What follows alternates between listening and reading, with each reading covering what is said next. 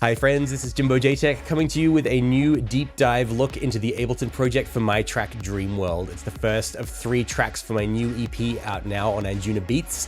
If you haven't done so already, be sure to check it out, and this will also be the basis for a new series of music production education videos on Sonic Academy. Over the course of 12 videos, I will be recreating this track in its entirety for your viewing pleasure so that you can see how an Anjunabeats record is made. If you checked out the Tiger Lily series of videos last year, you will know that there will also be a remix competition. We had over 40 entrants last time, and I'm very excited to see some of your entries after you've watched the videos. So in this video today, I'm just going to give you a quick overview of the whole song and give you a play of the project itself. We're going to look at some of the reasons behind the approaches and the processes and the way things are done, and some lessons that you can take away and use in your own projects as well.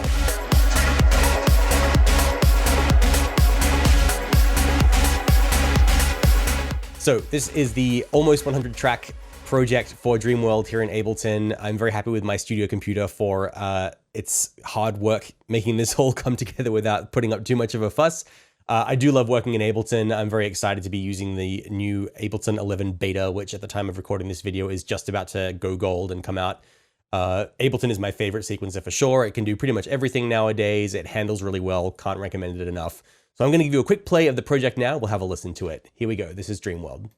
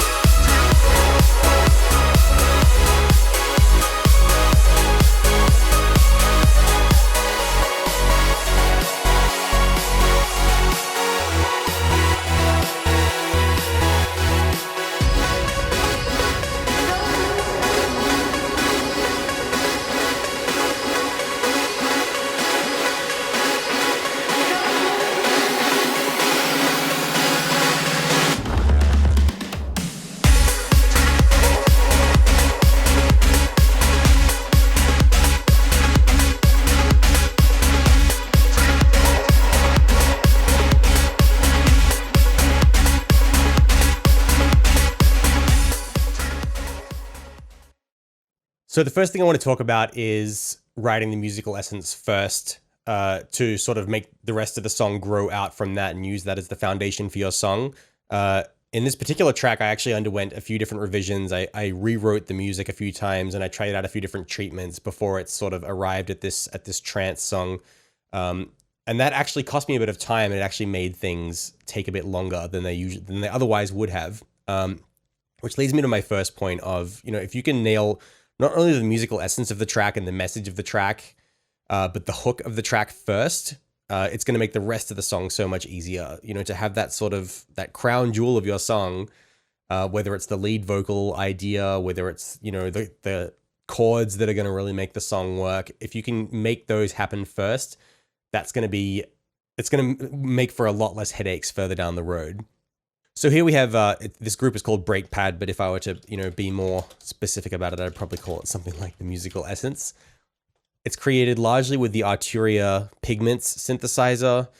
There's some Anna 2 in there, Sonic Academy's excellent synth, and then it leads into a trance stack which filters up throughout that breakdown and then obviously hits at the drop section. Let's have a listen to this musical essence by itself.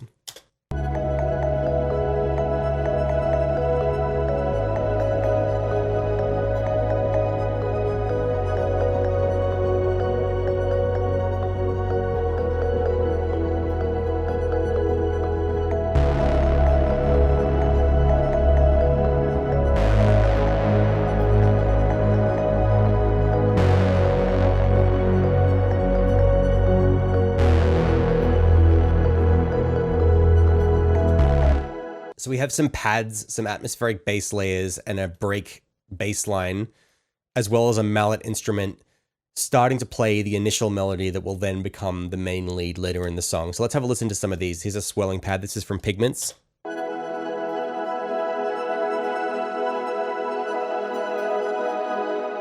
got a bit of a bass pad sound. A glassy pad.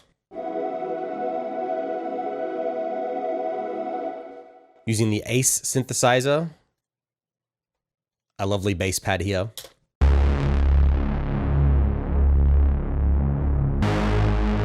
And this mallet sound also from Arturia Pigments.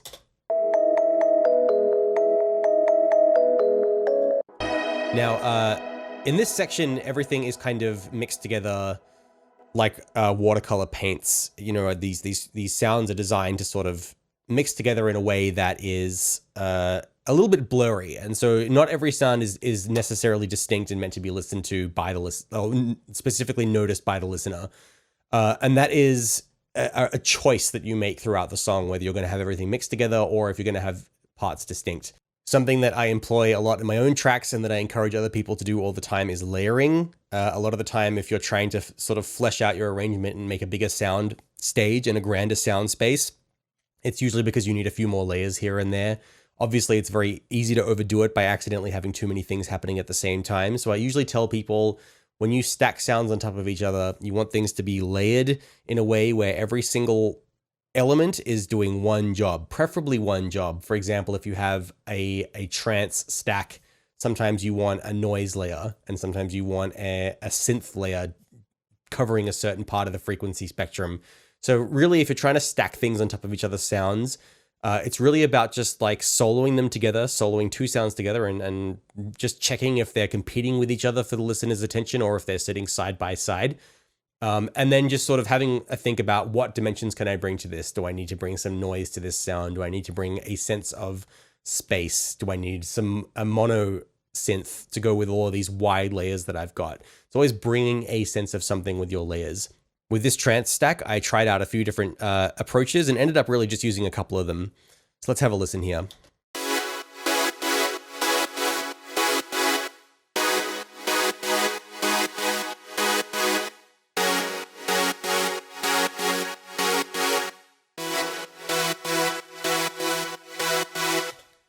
I've cut out the 8th beat of every section here for the first half of the drop to make it a bit stabbier, and then it's playing more constantly. You will notice I've flattened a lot of stuff out here, and that's just basically because I've done everything I wanted to do to the actual synth patches, and with this many tracks going on in the project, I want things to perform well. So we have this bite layer. It adds some white noise. It's got some blasted white noise and a sort of a really clear sounding synth sound.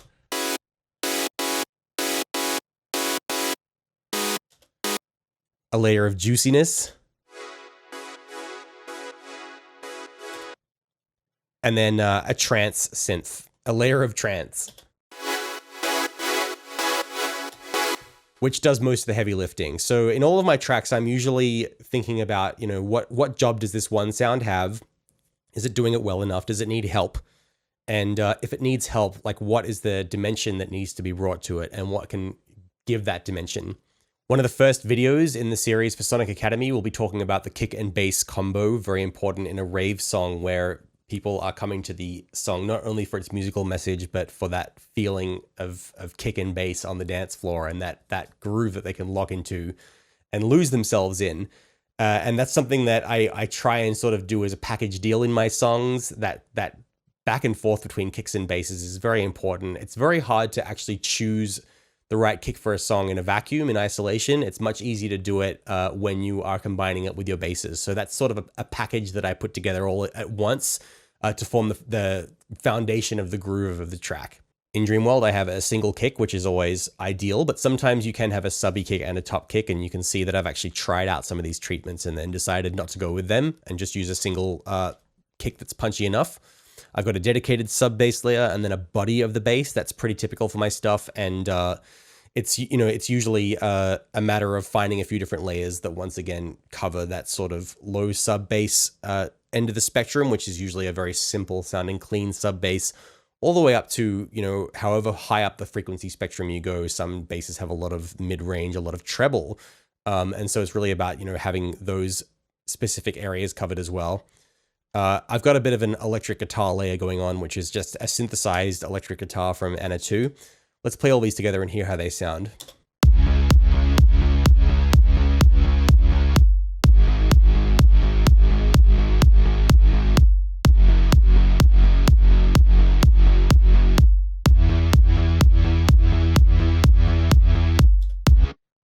I've also got a bit of a rave pluck down here, which I sort of use. It's a creative device to tune my song into the world that it's in. So it's kind of like you're taking that kick and bass combo and you're adding a little bit of Anjuna feel to the mid range. So let's hear how that sounds.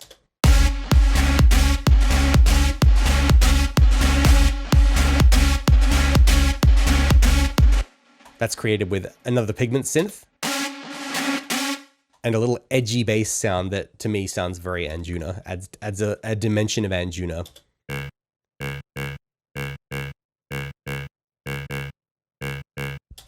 The final lead sound in this track adds even more musical busyness to an already complex arrangement. So it definitely took a bit of tweaking to get right. There are a number of layers all forming the lead sound in this song, and when it all comes together in this final musical section before the track gets back into its outro beats and the rave continues on to another song, things get really musically busy, and there was a lot of work to sort of just place things in the sound space in such a way that they aren't competing with each other.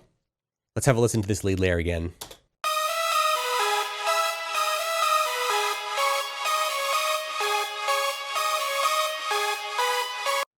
Almost a little bit classic 90s trance feeling in isolation, without the context of the rest of the song. A plucky lead, a layer for a sense of soaring, a soaring feel.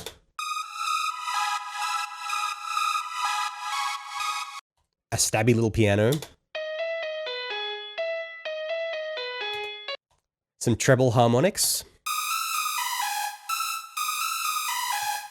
And a rocky feeling. Once again, a little bit of distorted electric guitar feel there, and it's just subtle. It's not to the point where the listener is specifically going to notice it's there unless they're really looking for it. Something I'm telling people more and more is, if you haven't done so already, try and spend an entire session of your project, an entire hour or two, just being the effects section of the band. It's when you think about an orchestra or a band on stage, with all of its different sections. In electronic music and club music, the effects section is not only an entire part of the stage that is very important and that you need to fill with sounds, but it's also kind of like the conductor of the orchestra. The FX section tells the listener where the song is going, tells the listener when to get excited, and really drives the punchline of the song home when that drop hits. So my general rule of thumb with the effects section is find a bunch of fun sounds that talented sound designers out there in the dance music world have created and throw them at the canvas and see what sticks. You can do it rather unceremoniously. You don't have to be a sound design wizard to do this. Sometimes it's just a matter of finding a crash cymbal that works well and just throwing it in there. So here are some of the effects that I've got. A nice crash cymbal, of course. An exhaust sound from Kashmir's sample pack, which I use all the time. These little bits of white noise really fill out the sound space and just make everything pop a little bit more. Rises are always a big part of Jaytech tracks. Here's an even more epic one. Some echo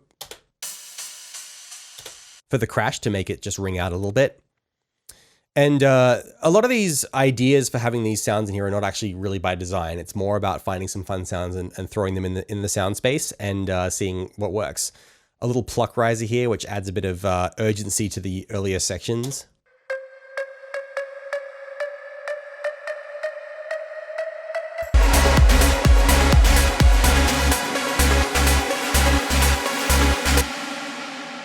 And some more white noise fills, little fills, drum fills throughout the whole song. A fun violin riser down here, combined with a snare fill.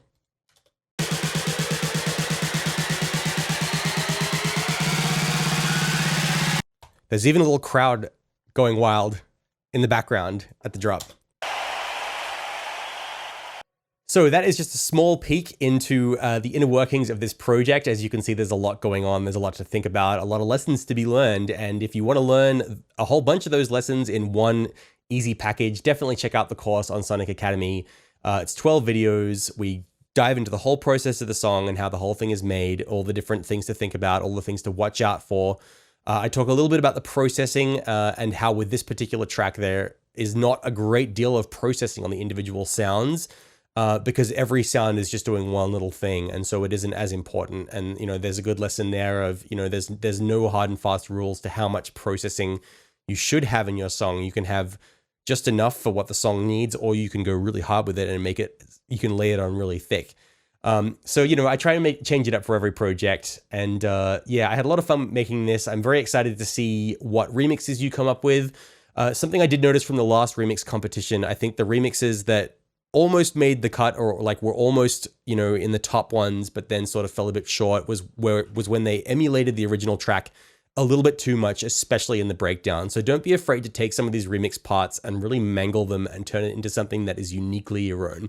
So that wraps it up for this video. Thank you for watching. I hope you've enjoyed this little preview into the project. I hope you enjoy the record release itself. Be sure to go check it out, Dreamworld EP on Anjunabeats, if you haven't done so already. For our friends on Sonic Academy, I hope you find the new course informative and enjoyable. I certainly had a lot of fun making it. We're looking forward to your remixes. If you have any questions, be sure to give us a shout.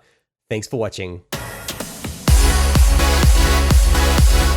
Thanks everyone for watching. We really appreciate all the support from you guys. If you love this video, then smash a like, and if you want to be notified about new videos, hit the subscribe and notification buttons. Peace!